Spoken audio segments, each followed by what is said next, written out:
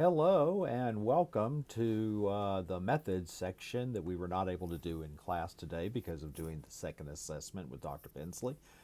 Be going over how we do this, what the major pieces are so that you can do the best job possible on it. I encourage you as always to come see me, to bring your preliminary work to me.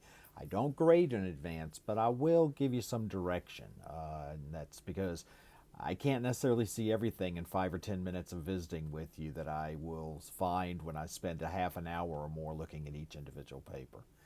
So what is this thing called the method? Well, it describes the data collection. It is how we go about getting the data that is used for analyzing the hypothesis to determine if it's supported or not. It starts off with a level 1 heading that is the word method, not methods, method. It starts immediately after the introduction. No extra space, no extra lines, and definitely not on a new page unless happenstance puts it there. It's not ever done that way on intention. The overall design of the study is often the very first paragraph, and it's done very, very briefly. The idea is to simply indicate within subjects design or between subjects design was used with so many groups, and that's it. You don't get into any details. It's going to be a very, maybe 1, 2, 3 sentences at the most. One of the key things, I'm going to say this in a moment again, do not include the hypothesis in this initial paragraph. It's already just 2 lines above. You don't need to say it again. The next thing is participants. This is a level 2 heading that starts it. You don't have a level 2 heading for the overall design. It comes immediately after method, and then you have a participants portion. And in this case, it's about how the population will be sampled. You have an estimated sample size. Don't worry about how big it is. Whatever seems practical for you to get, and we'll talk a little bit more about that in a few moments. And then materials, that's also a level 2 heading, and that's how you go about creating manipulations, if it uses equipment or materials, signs, or whatever it is, paperwork, whatever, and what you use to actually make the observations, if it's equipment of some kind, and how do you go about recording the data, if it's paper or something else. Whatever it is, you want to describe it briefly, but you want to describe it. And then you have procedure, and this is the main part of any method section. It's a step-by-step of what happens to make the manipulation and data collection happen. How do you go about getting the data done? How do you cause the manipulations that happen? Essentially, it is from when the participant comes through the door, what happens to that participant step by step until when they leave. And you're going to have a couple of differences described for the manipulation. Where it happens has to be described as, well, half the participants got this manipulation and half got this manipulation. You have to have that included conceptually or written. I want to go through the errors that I often see to kind of give you a caution on what to avoid. Number 1, repeating the hypothesis. It's literally 2 lines above the method. You're not helping anyone. You're just spending time, energy, and space on doing that, yours and the readers. Writing in past tense. Well, if you're doing a research report on something that's already been done, that's appropriate, but that isn't what this document is. You're writing a proposal, and a proposal is about what you hope to do, what you anticipate doing. Therefore, it's written in a future tense. Not creating an actual experimental manipulation. That is, you've not written out a way for people to be treated differently or have a different experience, be in a different setting. Whatever it is you do to make things different, you've got to clearly describe so that it's clear it's an experimental manipulation.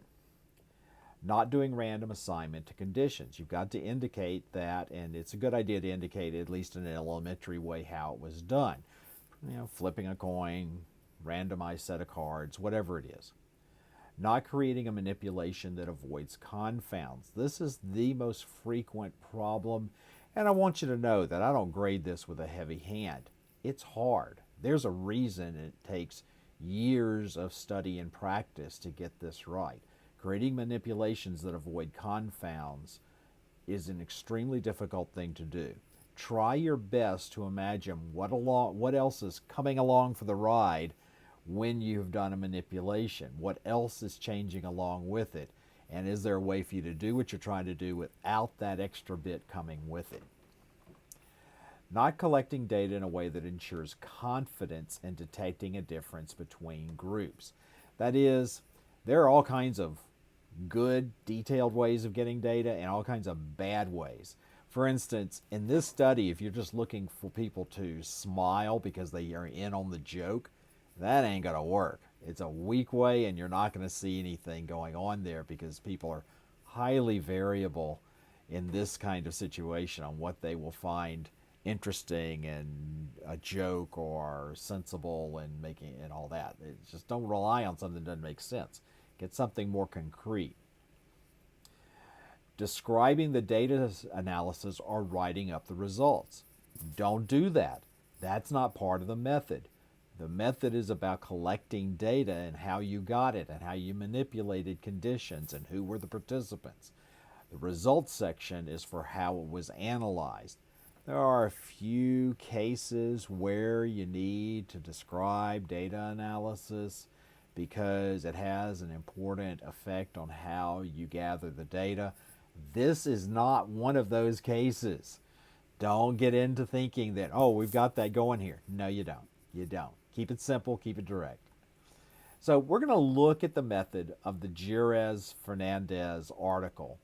And I keep changing the 2014 one. And your method is going to be a bit more detailed, not just one paragraph like is there. That's because you are new to this, and therefore you got to kind of demonstrate you can think of all the stuff that's going on. But this is also not a short report journal article. The Jerez-Fernandez, Angelo, and Oppenheimer article is a short report article, and it has 2 studies in it, and that's why the formatting is going to be a little different than you might expect. So this is the Jerez-Fernandez and Oppenheimer method paragraph for study 1 of the 2 studies they report. The headings are not organized the way you expect. That's often the case, and notice there's no indentation, and that's almost always the case in a journal article because they are using different standards. You're writing a manuscript, so you're going to have things done the proper way. You're not going to have 2 studies, so method becomes a level 1 heading. Study 1 and study 2 would typically be level 1 headings in the manuscript and would have been centered, but the publication style of presenting this kind of thing puts it in the left, justified to the left of the column. So let's look at this thing. I have the overall paragraph here, but I'm going to go through it in 2 steps. The first one is to talk about the participants, and the participants are described in this very first sentence. It says 187 undergraduates volunteered for this study. Now, in something that's not a short report, as this is, the Jerez-Fernandez is, you would typically have a lot of details about gender, about age, about any other characteristics that might be notable. Ethnicity might be notable for some studies, probably not this one, but for some studies. You would want to get those things in there in a longer paper, and even sometimes short reports in this particular journal will have those details if they're particularly germane to the issue being studied. That's really not the case for this kind of study. They're just saying 187 undergraduates. We all kind of know what undergraduates look like. They're typically 18 to about 24, 25 years old. There are some that are a good bit older. There's a very handful of few that are a little bit younger, and that's it. And so you kind of have a sense of who it is. So that was participants, and there's nothing about materials really. There's a little bit embedded in here, but basically it's all procedure. Participants read 10 questions about the lengths of rivers and heights of mountains, each ostensibly already answered by another participant. Goes back and says, see a table about it. However, the observed answers were either actually predetermined by the experimenter to be either imprecise, rounded to the hundredth place, e.g., e.g. is Latin abbreviation for an example, 2600, or precise, rounded to the first place, 2611.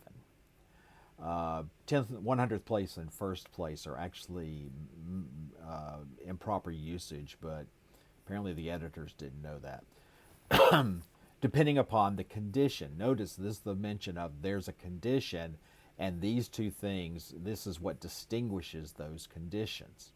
Participants were asked to estimate the confidence level of the person who had provided these answers using an 8-point rating scale, with 1 indicating complete lack of confidence and 8 indicating complete confidence. And that's it. That's all there was to their method.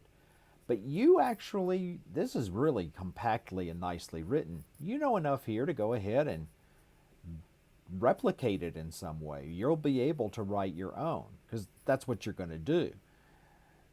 I mean, what are you doing? Well, you're going to start with the procedure. I always recommend start with writing the procedure. And here's the thing. Students always want to start with writing the participants. And they always want to start next with doing the materials. And some of it because that's the order it is in the paper. But I'm telling you, those are the easy parts. And they change sometimes depending upon details of the procedure as you flesh it out. So you're wasting your time writing those first. The procedure is where the meat is, and it tells you an awful lot about the elements that go ahead of it. So you got to write the procedure first. So, and it goes ahead and gets the hardest thing done. It gets your head around what's going on much better. So you start with the procedure. How are you going to create manipulations? So we'll go back to our hypothesis.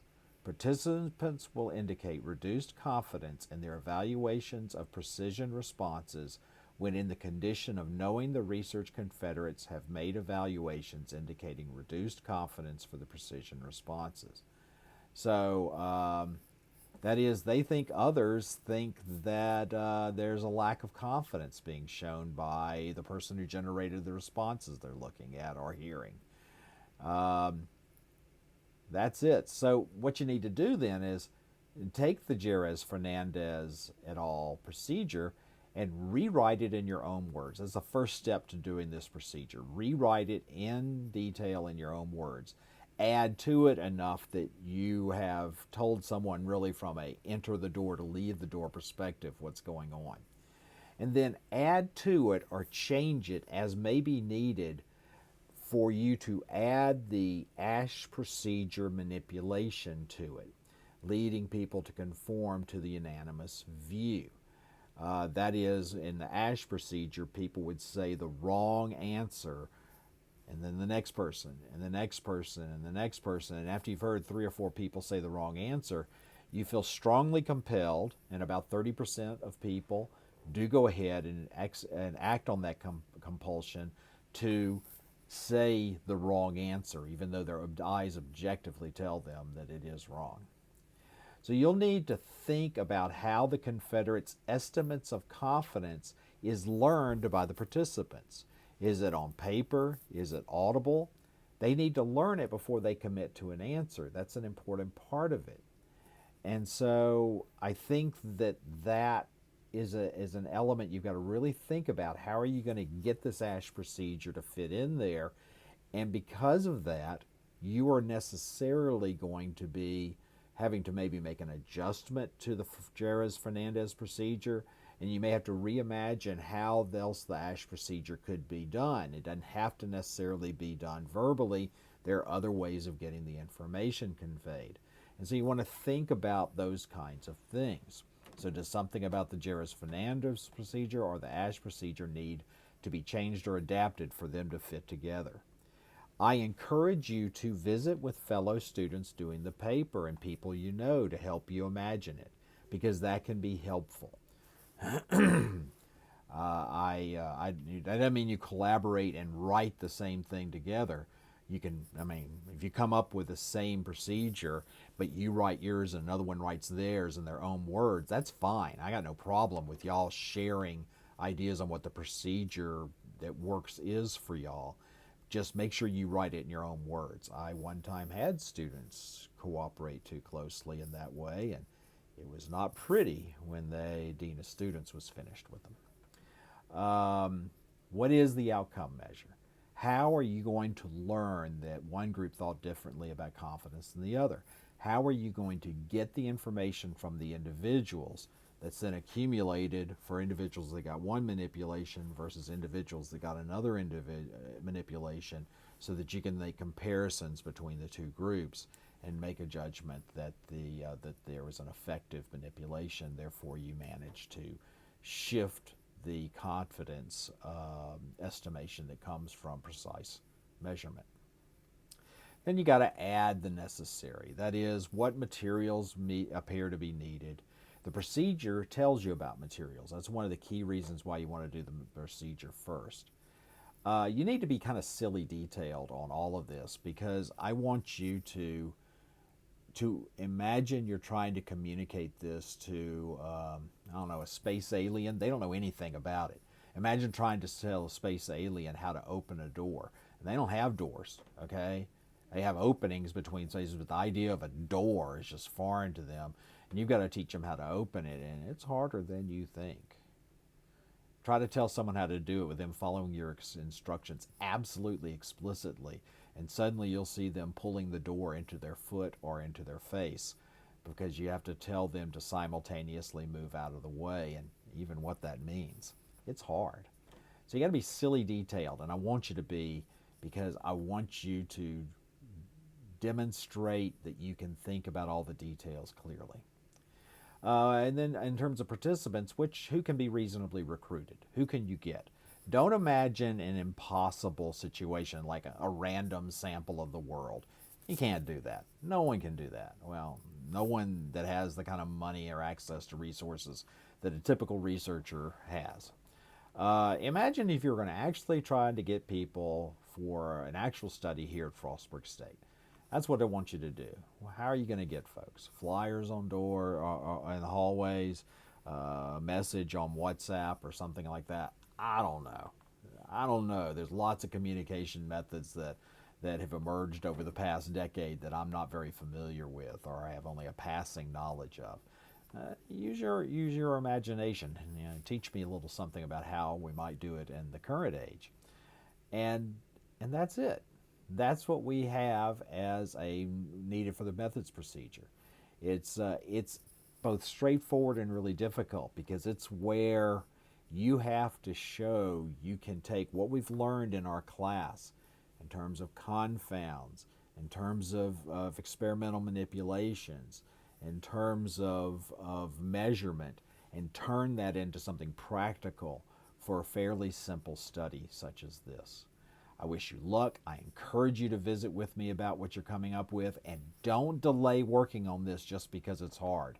You have to get this done, and you are turning in your first draft, which at least needs to be basically competent. Otherwise, I don't even grade it. Friday a week, that is. There's Friday coming up, day after tomorrow, and then there's Friday a week away, and that's the day you're turning it in, okay? Thanks for your attention, and I will see you this coming Friday. Bye-bye.